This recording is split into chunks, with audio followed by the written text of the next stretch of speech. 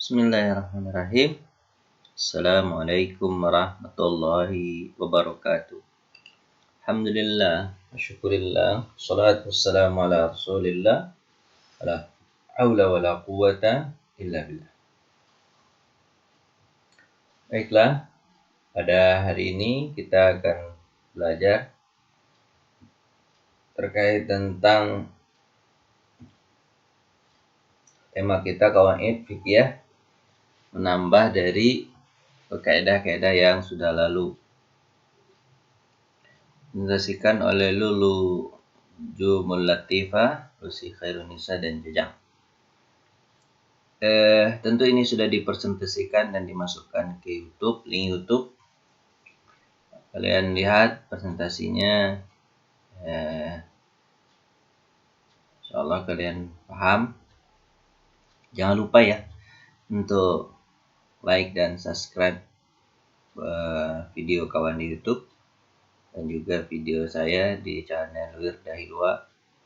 Kalian jangan lupa, karena like dan subscribe itu gratis. Jadi di like dan subscribe saja, bermanfaat insyaallah untuk kawan-kawan semuanya. Baik, kita mulai. Apa yang perlu kita bahas? Sebenarnya qawaid fikih ini pelajarannya menghafal ya. Menghafal kaidahnya. Setelah itu memberikan contoh. Itu saja caranya qawaid fikih ini. Makanya kalian menghafal aja sebenarnya. Sama seperti pelajaran dulu di pesantren, seperti pelafalan mahfuzat namanya, hafalan-hafalan. Jadi harus dihafal pelajaran ini. Kalau tidak dihafal, tidak bisa. Ini kaidah ke-9, 10, 11, 12, 13, 14, 15, 16. Ada 8 kaidah. Baik. Pertama kaidahnya adalah, ini mungkin di PPT-nya kalian udah lihat juga, begini bentuk PPT-nya. Ya. Ini bentuk PPT-nya. Kalian mungkin udah lihat bentuk PPT-nya. Gitu kan, ini itu PPT-nya. Nah, tapi kita buka lebih mantapnya, kalian buka ini makalahnya. Pertama adalah idza al-amrani min jinsin wahidin lam yakhtalif maqsuduhuma dakhala ihdahuma fil akhar ghaliban.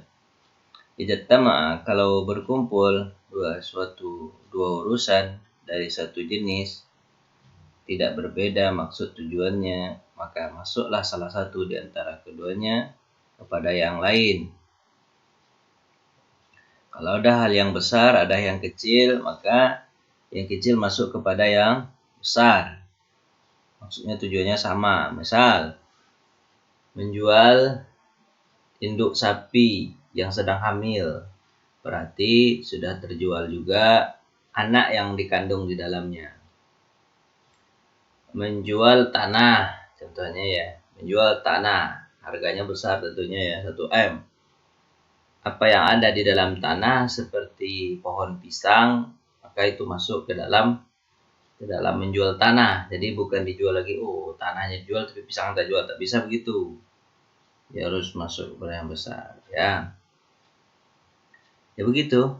Menjual sesuatu, melakukan sesuatu yang besar, di sananya ada sesuatu yang kecil dan tujuan sebenarnya sama, maka yang kecil masuk kepada yang besar. Maka inilah kaidahnya. Idza tama'a amrani min jinsin wahidin lam yakhtalifu maqsuduhuma dakhala ahaduhuma fil akhar ghaliban. Kalau berkumpul salah satu di antara dua urusan satu jenis, tidak berbeda maksud dan tujuannya, maka masuklah salah satu di antara keduanya. Ya, begitu ya. Misalnya patuh kepada pasangan dengan cara menikah, maka patuh itu masuk kepada pernikahan itu. Nggak harus misalnya dengan menikah, habis itu setelah itu nggak mau patuh, nggak mau nyuci baju, nggak mau ini nggak bisa. Masuk ke dalamnya. Suami juga begitu, pasangan suami kalau dia ada menikah, dia harus punya tanggung jawab. Nah, bilang tanggung jawab ini beda kan nikah beda, nggak bisa, dia harus masuk ke dalamnya karena include tanggung jawab itu dalam pernikahan. Itu ya pertama. Kedua adalah i'malul kalami aula min ihmaliha. Mengamalkan perkataan itu lebih utama daripada menyia-nyiakannya atau tidak mengamalkannya. Berarti kalau dicontoh di sini ada seorang ibu berwasiat, seorang nenek berwasiat, hartaku ini, misalnya ya, hartaku ini tolong diwakafkan ke Masjid Nurul Huda misalnya. Ternyata Masjid Nurul Huda sudah tidak ada karena digusur misalnya. Maka cari masjid yang lain yang bisa untuk diamalkan. Masjid yang lain contohnya Masjid Al-Mu'min. Ya, karena kan dia tujuannya berwasiat gitu kan. Tujuannya wasiat ya, bukan tujuannya yang lain-lain. Nah, maka hartanya yang 1 juta diwasiatkan untuk pembangunan pembangunan dari bangunan dari Masjid Nurul Huda, tapi Masjid Nurul Huda tidak lagi karena digusur, pindah ke Masjid Al-Mu'min. Itu mengamalkan perkataan itu lebih utama daripada menyanyikannya. Jadi kalau ada satu konteks mengamalkan ayat Al-Quran atau hadis Nabi itu lebih utama daripada tidak mengamalkannya sama sekali. Dicari hal-hal yang mana yang bisa dipahami gitu. Baik, itu yang kedua. Kemudian yang ketiga al-kharaj bid-dhaman. Kharaj bid-dhaman ini uang keluar itu harus ada uang masuknya. Tidaklah pendapatan itu bahkan harus ada tanggungan.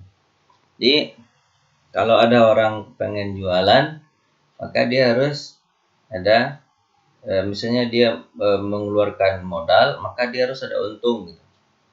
Maka kalau tidak ada modal ya tidak ada untung. Maka kaidah ini dipakai al-kharaj bid-dhaman. Setiap ada uang keluar maka harus ada uang kembali gitu. Atau ada uang kalau ingin ada untung maka harus ada rugi, harus ada resiko. Kalau rugi harus ada resiko. Tidak boleh mengambil untung seperti riba itu. Ini berkaitan dengan riba nih, tidak boleh mengambil untung riba sementara dia tidak punya resiko. Itu tidak boleh. Baik, ini contohnya kalau dibaca di sini ada di sini di bawah ya. Contohnya buku berikutnya adalah al-khuruj minal khilaf mustahabun. Keluar dari khilafiyah itu dianjurkan. Karena orang itu mungkin kepalanya sama tapi cara berpikirnya beda-beda. Keluar dari dua persepsi yang berbeda terus mencari persepsi yang tidak bersinggungan dengan persepsi si A dan persepsi si B, keluar daripada itu dianjurkan. Sebab kalau ikut pula di dalam itu siapa yang akan menjadi hakim atau sebagai pengadil gitu ya. Maka keluar dari itu lebih utama.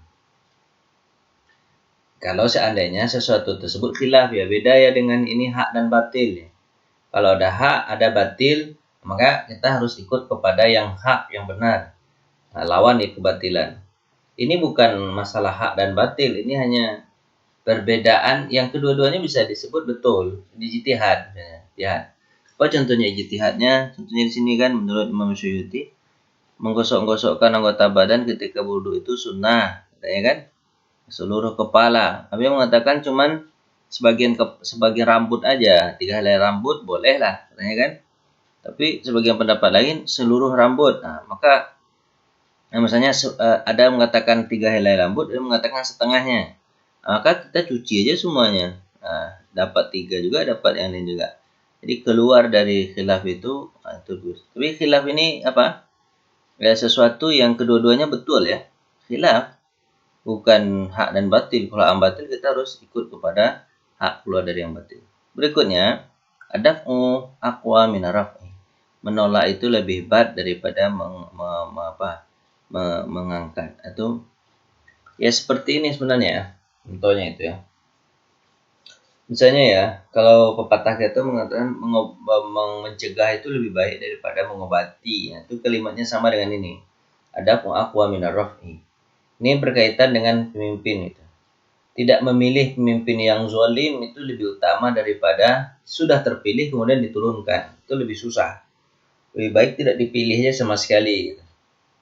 Artinya menolak sesuatu itu lebih bagus daripada menghilangkan. Kalau pengen menikah misalnya ya, sebelum menikah itu perhatikan dulu, betul nggak calon suami ini gitu. Kalau betul calon suami ini, nikahlah. Ya. Daripada menikah dulu, habis itu bercerai, itu susah. Lebih susah lagi. Nah, lebih baik sebelum terjadi sesuatu itu, maka pikirkan matang-matang. Maka ada aqwa minar raf'i. Ini kalimatnya ya. Rukhsu la tunatu bil maksiyah. Keringanan itu tidak dikaitkan dengan kemaksiatan. Kalau ada keringanan, tak boleh ada. Kalau seandainya ada keringanan dalam agama, itu bukan berkaitan dengan maksiat. Misalnya dia pergi untuk pergi ke perjalanan. Dalam perjalanan misalnya dia pergi kemana ya, ke negara Eropa lah gitu, pergi ke negara Eropa. Tujuannya adalah untuk melakukan maksiat, berjudi misalnya. Pergi ke Cina, dia kepengen dengan judi di Cina itu, atau pergi ke Texas, kepengen berjudi di Amerika itu dia nggak dapat rukhsah. Rukhsah itu apa? Seperti sholat qasar, seperti sholat jamak, itu nggak dapat dia. Gitu. Kenapa nggak dapat? Ya karena dia tujuannya bermaksiat. Keringanan itu hanya didapatkan dengan tujuan kebaikan. Misalnya kalau dia pergi ke kampung halamannya di Sumatera misalnya, kepengen menjenguk orang tuanya, maka dari perjalanannya Jakarta ke Sumatera itu dapat tuh keringanan untuk sholatnya, boleh dijamak, kemudian untuk kalau dalam orang Arab itu boleh menyapu sepatu gitu. Rukhsah la tunatu bil maksiyah ya. Kemudian rukhsah la tunatu bisyak. Rukhsah itu tidak dikaitkan dengan keraguan. Jadi kalau ragu misalnya ini 70 kilo atau sudah 80 atau sudah 90 gitu. Boleh nggak nih qasar? Kalau ragu, kalau boleh nggak jamak? Kalau ragu nggak bisa. Harus pasti. Baru ngambil keringanan. Oh, sudah 90 berarti udah ambil keringanan. Tapi kalau kurang dari 90 hanya 70, maka itu jangan ambil keringanan. Terakhir, ar-ridha bisyai' ridha bima yatawalladu minhu. Kalau ridho tentang sesuatu, maka berarti ridho apa yang dihasilkan dari sesuatu tersebut. Di sini dicontohkan misalnya, kalau menikah dengan orang yang cacat, maka apa yang ditimbulkan dari setelah itu ya terima. Misalnya kalau kalian beli baju gitu, kalian udah tahu ini cacat bajunya, robek sedikit di ketiaknya gitu. Kalau kalian terima, habis itu sampai di rumah ternyata robeknya sampai ke bawah, terima. Kenapa? Karena kalian sudah melihat kecacatannya, kalian ridho. Ridho terhadap sesuatu berarti ridho terhadap apa yang ditimbulkan oleh sesuatu tersebut. Nah itulah yang bisa dipresentasikan. InsyaAllah kalian paham ya. Sudah 2 kali presentasi ini. Sudah kawan kalian, sudah saya juga memperkuat apa yang disampaikan oleh kawan kalian. Ingat ya, kalau kawaid ini adalah menghafal sifatnya ya. Kalau tidak menghafal nggak bisa. Makanya di GCR saya selalu suruh kalian untuk menghafal ulang ya. Kalau bisa, kan kalau bisa memang harus ya, harusnya kalian hafalan itu walaupun audio tapi tidak melihat buku ya, udah hafal di kepala. Oke, dihafal kepala, maka hafalkanlah kaidah-kaidah yang kita pelajari pada hari ini, letakkan di GCR. Oke. Dan terakhir sebelum kita tutup, jangan lupa like and subscribe ya di channel saya Wirdah Hilwa dan channel kawan-kawan kalian kalau ada. Insya Allah bermanfaat nanti. Terima kasih. Assalamualaikum warahmatullahi wabarakatuh.